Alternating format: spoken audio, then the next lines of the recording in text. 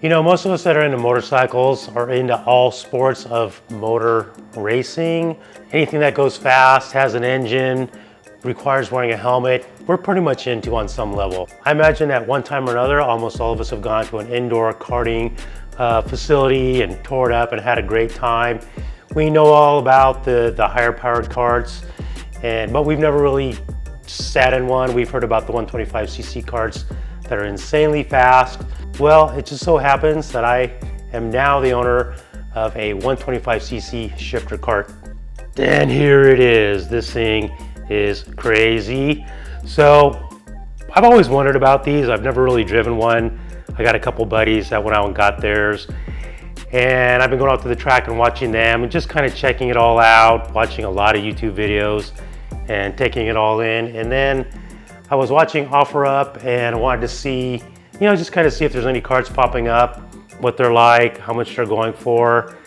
And after about a week or two of watching OfferUp, this one popped up literally like within 6 miles of my house. And I'm like, I gotta go check that out. So what I wanna do is tell you a little bit about 125cc karts versus other karts out there. I'm not planning on racing. I might race it, I don't know right now. I just wanna learn how to drive the thing. So this kart here is a 125cc Honda CR125. There's other engine brands out there that you can get. I wanted the CR125 just because that's, I come from motocross, so I'm familiar with the Honda brand. Now this particular engine is a race spec engine, meaning you can't only do so much to this engine. This top end is off a 2001 CR125 and the bottom end is a 1999.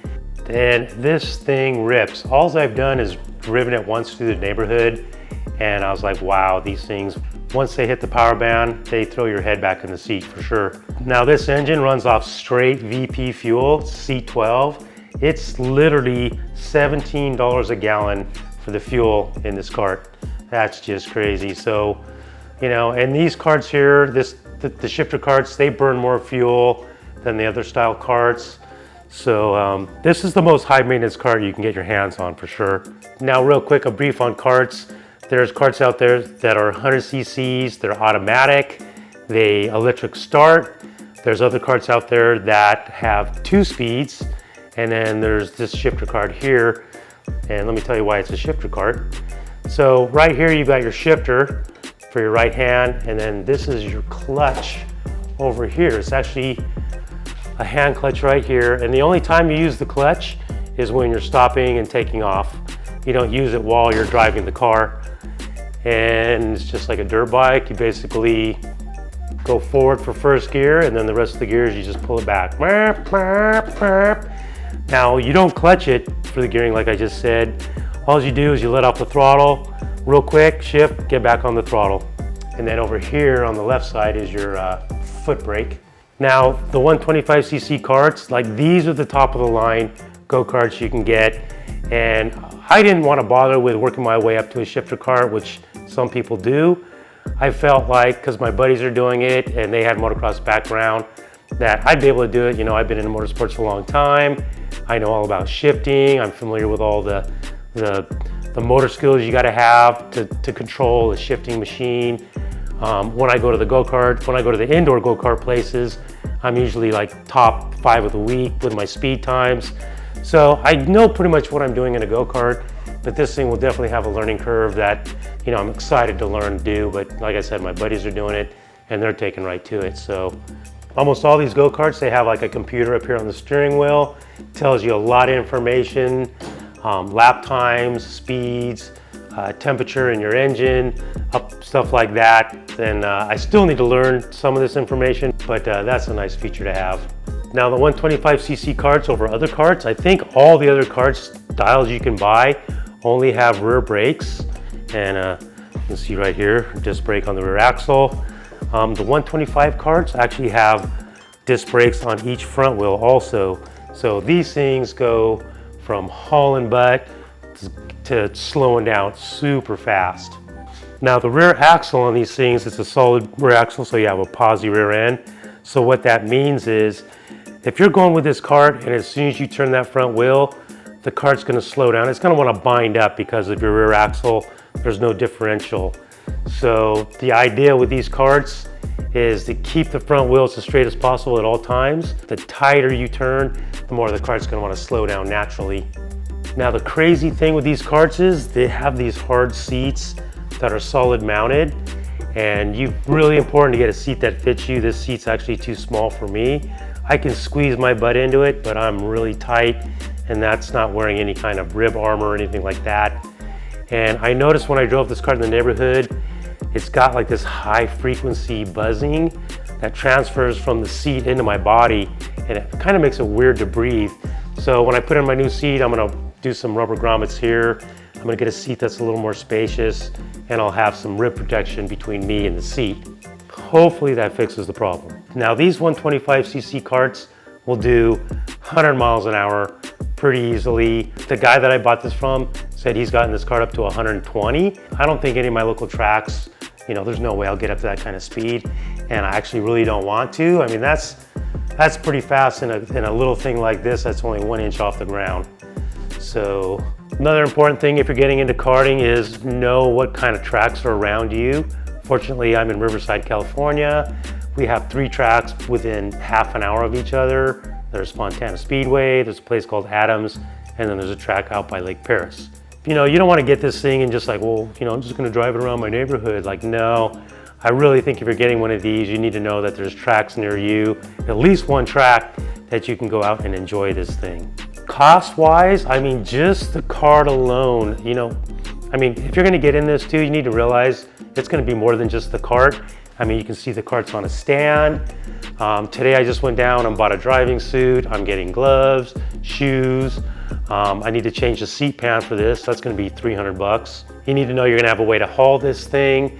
Is it going in your truck? It'll fit in the back of a full-size pickup truck. I've also seen guys take off the bodywork, the wheels, these pieces here, these side bumpers, and they'll actually slide it into the back end of a van.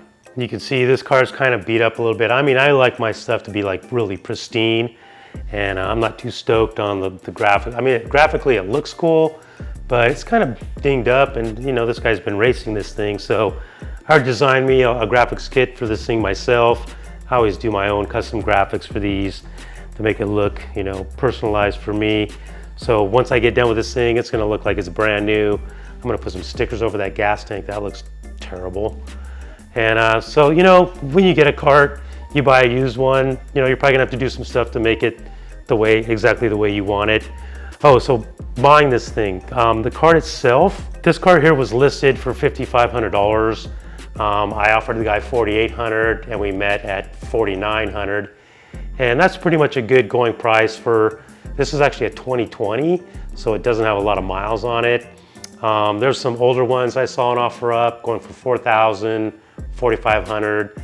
They weren't the engine that I wanted. They weren't even the chassis I wanted. This kart here is actually a DR racing kart chassis, and that's one of the better ones out there. So I was stoked to see that. I was stoked that it had the Sierra 125 engine, and it's the color theme that I like. I like the red.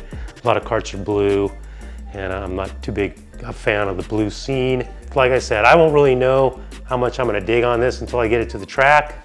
I mean, at this point here, I just want to get the seat to fit me, get it out to the track, do some laps on it, get a feel for it. Hopefully I can get that strange high frequency buzzing out of the seat, because that was really strange to me. My buddy says, hey, these karts are really violent. I mean, it's the 125cc kart, it's a handful to hang on to. You're gonna feel some level of vibration, which is fine, I mean, to be expected. And I mean, these karts are a workout. I mean, every video I've seen of a guy driving, he's a karting guy, and he gets in a 125cc kart for the first time, he's like, wow, this thing is a workout. I mean, you've got all that power you're trying to manage, you're shifting, the steering is just like trying to fight you, the throttle, the braking, I mean, all this stuff going on at the same time. I watch my friends going around the track and I'm like, wow, I can tell. I mean, they're out there for maybe 10 minutes, if that, and they come in and they're just like, I'm toast. But that's why I wanted to get into karting. I'm feeling like I'm losing my motor skills because I'm not really riding motocross anymore. I got tired of just getting beat up in all these crashes I was doing. So I want something for exercise. I want something to keep my motor skills sharp. And I thought, I always loved karting. I mean, everybody loves go-karts, you know what I mean? I mean, from when you're a little kid. And to have a kart like this, I mean, I'm pretty excited about it. really, you know, I mean, it's just, but I'm taking my time to do it right, get everything dialed in the way I want it. So when I do go to the track, I'm not rushing it. I mean, everything is the way I want it to be. I mean, if you dig go-karting and you're thinking about doing it, I mean, do like me, just watch a bunch of videos on it. Know your experience level. You don't have to get a 125cc karts. I mean, there's other karts out there that are very fast and are very fun to drive, and they're not, you know, quite the expense. They burn less fuel. There's less maintenance, less cost getting in initially. I'm pretty excited about this thing, you guys, to tell you the truth. So even though my YouTube's really about motorcycles, I mean, hey, this is about my life too, and my life's all about motorsports. So I'm probably gonna produce some additional videos on this thing. I'll definitely do. I think I'm gonna do a video about all the expenses it took for me to get into it. When I get ready to show you guys everything, there's still a lot of things I need to buy. And once I get all that together, I'll do a video on that. I definitely want to do a video about like my first day driving this thing, like the experience of driving it, the helmet cam, and talk about it afterwards. And I got a feeling that's going to be a pretty gnarly video. Anyways, guys, thanks for hanging out, checking out my new toy here. Let me know in the comments what you think. If you've ever done any go-karting, or if you're thinking about getting into it, throw a comment below, thumbs up, subscribe. See you guys in the next video.